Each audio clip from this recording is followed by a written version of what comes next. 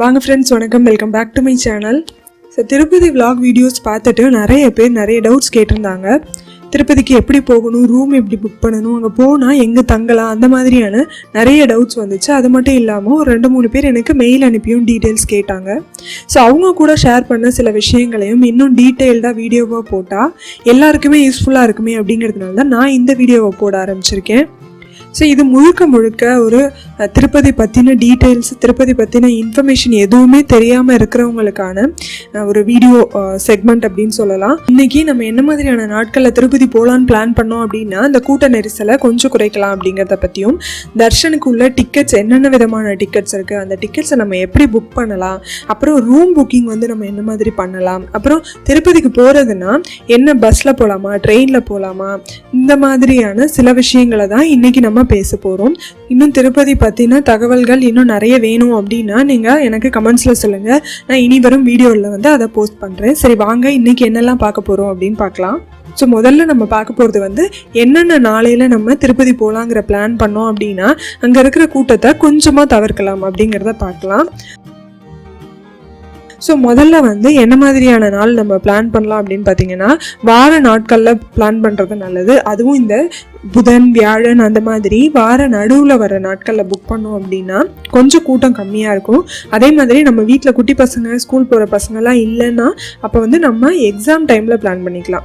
அதே மாதிரி நார்மல் டேஸில் நம்ம பிளான் பண்ணோம் அப்படின்னா கூட்டம் கம்மியாக இருக்கும். நார்மல் டேஸ்னால் திருப்பதியில் எதுவும் பூஜா நாட்கள் இல்லாமல் இருக்கணும். அதே மாதிரி பூஜா ஹாலிடேஸ் நம்ம பசங்களுக்கு இல்லாமல் இருந்ததுன்னா மாதிரியான நாட்களில் கூட்டம் கம்மியாக இருக்கும். ஸோ அடுத்த முக்கியமானது வந்து என்ன மாதிரியான நாட்களில் பிளான் பண்ணக்கூடாது அப்படின்னு பார்த்தீங்கன்னா, லீவ் நாளில் மெயினாக பண்ணக்கூடாது. அப்புறம் இந்த வீக்கெண்ட்ஸ்லேயும் கூட்டம் ரொம்ப அதிகமாக இருக்கும். அங்கே வந்து வருஷத்தில் 2 டைம் வந்து பிரம்மோற்சவம் நடக்கும் திருப்பதியில். ஸோ அந்த பிரம்மோற்சவம் டைம்லேயும் கூட்டம் ரொம்ப அதிகமாக இருக்கும். முக்கியமாக புரட்டாசி மாதம் முழுக்கவே உங்களுக்கு கூட்டம் ரொம்ப அதிகமாக இருக்கும். அப்புறம் சம்மர் ஹாலிடேஸ், அப்புறம் பூஜா ஹாலிடேஸ், இன்னொன்று லாங் வீக்கெண்ட்ஸ். இந்த லாங் வீக்கெண்ட்ஸ் வந்து அதாவது இந்த வெள்ளிக்கிழமையில் லீவ் வருது, இல்லை திங்கக்கிழமையில் லீவ் வருதுன்னா அப்போ வந்து கண்டிப்பாக நிறைய பேர் வர்றதுக்கு சான்சஸ் இருக்குது. அப்புறம் இந்த மாதிரி இப்போ இந்த கிறிஸ்மஸ், நியூ இயர் டைம்லாம் பார்த்தீங்கன்னா எல்லாமே இந்த டியூஸ்டேல வருது. மண்டே ஒரு நாள் லீவ் போட்டால் போதும், 4 நாள் லீவ் கிடச்சிரும். ஸோ இந்த மாதிரியான லாங் வீக்கெண்ட்ஸில் தான் நம்ம பிளானு, ட்ரிப்பு எல்லாமே போடுவோம். நாட்களில் நம்ம திருப்பதி போகிற பிளானை வந்து வைக்காமல் இருந்தோம் அப்படின்னா கொஞ்சம் கூட்ட நெரிசலை கம்மி பண்ணலாம். ஏன்னா திருப்பதினாலே நம்மளுக்கு முதல்ல முக்கியமாக ஞாபகம் வர்றது வந்து கூட்டம் தான். அதுக்காக தான் நான் வந்து இதை பற்றின டீட்டெயில்ஸை ஃபஸ்ட்டு சொல்கிறேன். அடுத்து நம்ம பார்க்க போகிறது வந்து என்னென்ன விதமான தரிசன டிக்கெட்ஸ் அவைலபிளாக இருக்குன்னு. முதல்ல வந்து ஃப்ரீயாக கிடைக்கிற தரிசன டிக்கெட் வந்து ஒன்று தர்ம தரிசனம், இன்னொன்று திவ்ய தரிசனம். இந்த தர்ம தரிசனம்ங்கிறது வந்து கீழேருந்து எப்படி வேணால் பஸ்லேயோ இல்லை ட்ரெயின்லேயோ போயிட்டு அங்கே போய் நேராக வந்து டிக்கெட் வாங்கிக்கலாம். அதுக்கு வந்து க்யூஸ் இருக்கும், நிறைய இடத்துல கவுண்டர்ஸ் வச்சுருப்பாங்க. இந்த தர்ம தரிசன டிக்கெட் வந்து அங்கே இருக்கிற டிடிடி பில்டிங்ஸில் வந்து இருக்கும். நம்ம அங்கே போய் விசாரித்தாலே சொல்லுவாங்க எங்கே கிடைக்கும் அப்படிங்கிறது. ஸோ அடுத்தது திவ்ய தரிசனம். இந்த திவ்ய தரிசன டிக்கெட் வந்து யாருக்கெல்லாம் கொடுப்பாங்கன்னா, கீழ் திருப்பதியிலேருந்து மேல் திருப்பதிக்கு நடந்து போகிறவங்களுக்கு கிடைக்கிறது தான் திவ்ய தரிசன டிக்கெட். அடுத்தது 300 ரூபாய் டிக்கெட்டு. இது வந்து ஸ்பெஷல் என்ட்ரி தரிசனம்னு சொல்லுவாங்க. ஸ்பெஷல் என்ட்ரி தரிசனம்னா ஒன்றுமே இல்லை, நம்ம வந்து இந்த தர்ம தரிசனம், திவ்ய தரிசனத்தில் வர்ற க்யூவுக்கும் ஸ்பெஷல் என்ட்ரி தரிசனங்கிற க்யூ வந்து தனியாக இருக்கும். ஒரு சில தூரம் வரைக்கும் நம்ம வந்து கொஞ்சம் ஃப்ரீயாக போயிட்டு ஒரு இடத்துல இந்த 3 க்யூவையுமே ஒன்றா சேர்த்து அனுப்புவாங்க. ஸோ அங்கே தான் வந்து கொஞ்சம் கூட்ட நெரிசல் ஏற்படும். ஸோ நம்ம கோயிலோட வெளிப்பக்கத்துலேருந்து கோவிலோட உள்பக்கத்துக்கு ஒரு சில தூரம் வரைக்கும் நம்ம கொஞ்சம் க்யூவில் வந்து கம்மியாக இருக்கும் கூட்டம். அவ்வளோதான் இந்த ஸ்பெஷல் என்ட்ரி தரிசனத்துக்கு உள்ள டிஃப்ரென்ஸ். அடுத்தது பார்த்தீங்கன்னா சேவா தரிசனம். இது வந்து அர்ஜித சேவா டிக்கெட்ஸ்ன்னு சொல்லுவாங்க. ஸோ இது வந்து ஒவ்வொரு சேவைக்கும் தனித்தனியான அமௌண்ட் இருக்கும் இந்த டிக்கெட்டோட விலை. வசந்தோற்சவம், சுப்ரபாத சேவை, இந்த மாதிரி நிறைய சேவைகள் திருப்பதியில் நடக்கும். அந்தந்த சேவா தரிசனத்துக்கு பேஸ் பண்ணி காஸ்ட் வேரி ஆகும். இந்த டிக்கெட்ஸ்லாம் கிடைக்கிறது கொஞ்சம் கஷ்டமாக இருக்கும். எங்கெல்லாம் நம்ம இந்த டிக்கெட் புக் பண்ணலாம் அப்படின்னு பார்க்கலாம். முதல்ல பார்த்தீங்கன்னா டிடிடி புக்கிங் சென்டர்ஸ்னு இருக்கும். இந்த சென்டர்ஸ் வந்து நம்ம ஊரில் எங்கே இருக்குது அப்படிங்கிறத திருப்பதி தேவஸ்தானத்தோட வெப்சைட்டை பார்த்தாலே தெரியும். அந்த அஃபிஷியல் வெப்சைட்டோட லிங்க் நான் டிஸ்கிரிப்ஷனில் கொடுக்குறேன், செக் பண்ணி பாருங்கள். ஸோ அந்த டிடிடி புக்கிங் கவுண்டர்ஸில் நம்ம டிக்கெட் புக் பண்ணிக்கலாம். ஸோ அடுத்தது பார்த்தீங்கன்னா போஸ்ட் ஆஃபீஸோட ஹெட் குவார்ட்டர்ஸ். இதுவும் எல்லா ஹெட் குவார்ட்டர்ஸ்லையும் இருக்குன்னு சொல்ல முடியாது, ஒரு செலக்டட் போஸ்ட் ஆஃபீஸஸில் மட்டும் ஃபெசிலிட்டி வச்சுருக்காங்க. ஸோ உங்கள் வீட்டுக்கு பக்கத்தில் இருக்கிற ஹெட் போஸ்ட் ஆஃபீஸில் வந்து இதை செக் பண்ணிக்கோங்க. அங்கே வந்து நம்ம திருப்பதிக்கு டிக்கெட் புக் பண்ணலாமா என்னங்கிறத செக் பண்ணிக்கலாம். மூணாவது வந்து ஆன்லைனில் புக் பண்ணுறது, அது வந்து டிடிடியோட அஃபிஷியல் வெப்சைட்டில் புக் பண்ணுறது. இந்த டிக்கெட்ஸ் எல்லாமே பார்த்திங்கன்னா தரிசன டேட்டுக்கு கரெக்டாக 3 மாதத்துக்கு முன்னாடி ஓப்பன் ஆகும். இதை வந்து நம்ம அப்பப்போ செக் பண்ணிக்கிட்டு இருக்கணும். நம்ம தரிசனத்துக்கு டிக்கெட் புக் பண்ணியாச்சு. அடுத்தது தங்குறதுக்கான ரூம் புக்கிங் எங்கெல்லாம் பண்ணலாம் அப்படின்னு பார்க்கலாம். ஒன்று வந்து டைரெக்டாக புக் பண்ணிக்கலாம். அதாவது திருப்பதி தேவஸ்தானத்தோட பில்டிங்ஸ் கீழ் திருப்பதியிலையும் இருக்கும், மேல் திருப்பதியிலையும் இருக்கும். ஸோ அங்கே போய் நம்ம டைரெக்டாக புக் பண்ணிக்கலாம்.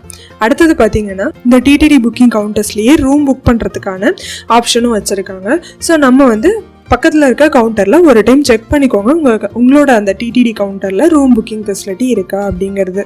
அடுத்தது வந்து ஆன்லைன்லேயே புக் பண்ணிக்கலாம். அந்த அஃபிஷியல் வெப்சைட்டில் நம்ம தரிசனத்துக்கு டிக்கெட் புக் பண்ணும் போதே அந்த தரிசனத்துக்குன்னு சில ரூம்ஸ் வந்து அலாட் பண்ணியிருப்பாங்க. அது நமக்கு அவைலபிளாக இருந்ததுன்னா நம்ம அந்த ரூம்ஸை புக் பண்ணிக்கலாம். அப்படி அங்கே ரூம் அவைலபிள் இல்லை அப்படின்னா அந்த வெப்சைட்லேயே தனியாக ரூம் புக்கிங்னு ஆப்ஷன் இருக்குது. ஸோ நம்ம அங்கேயும் புக் பண்ணிக்கலாம்.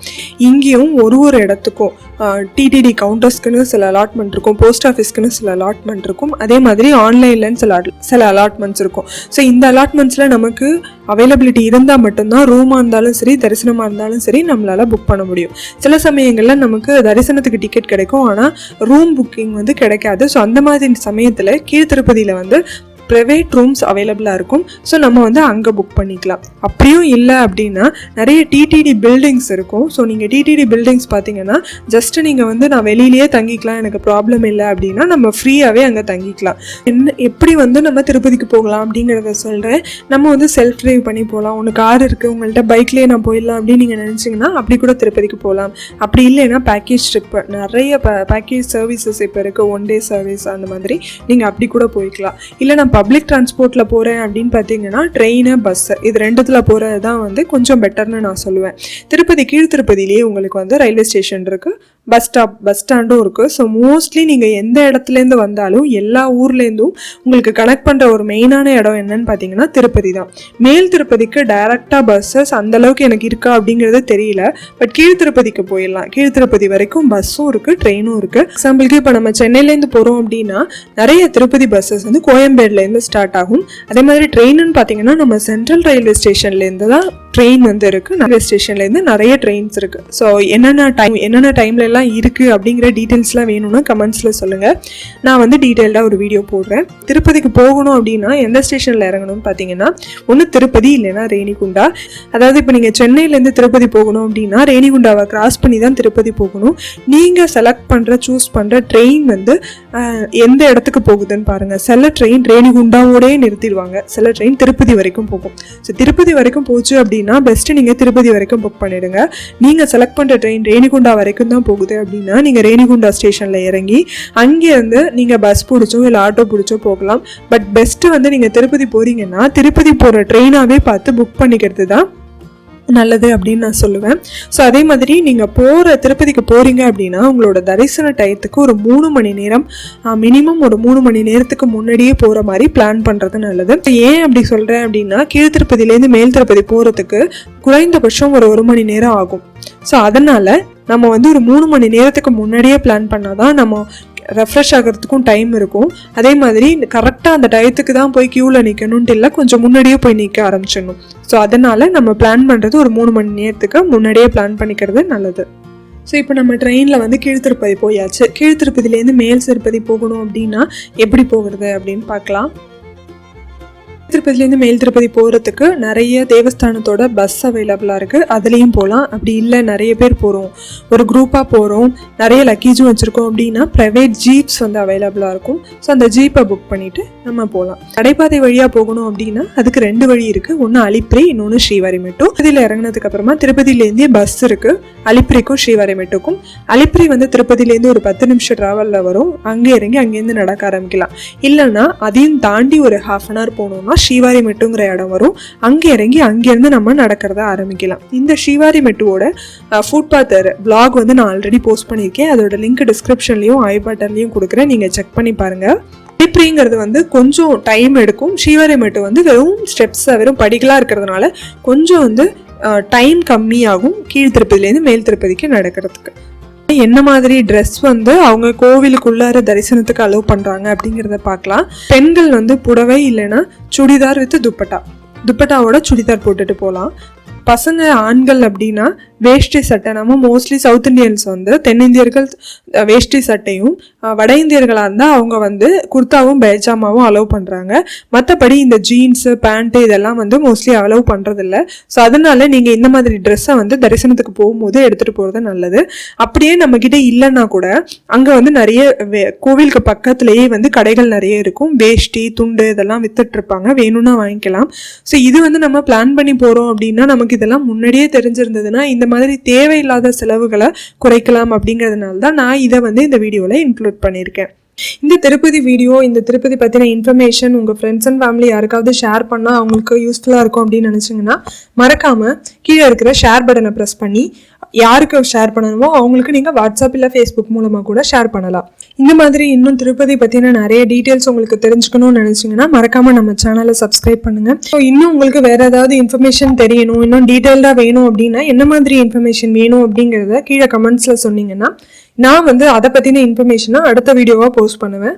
உங்களை இன்னொரு வீடியோவில் மீட் பண்ணுறேன். அது வரைக்கும் பை பை.